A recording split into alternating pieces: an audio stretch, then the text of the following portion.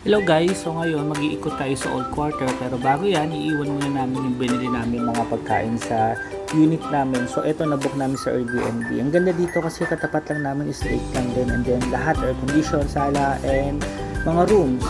So ito na nga lakad na tayo, medyo kailangan ingat sa pagtawid kasi mabibilis yung mga motorcycle dito and then dito sa paligid makikita natin ang dami-dami mga mabibili dito. So para sa mga binondo, ganun, then malate.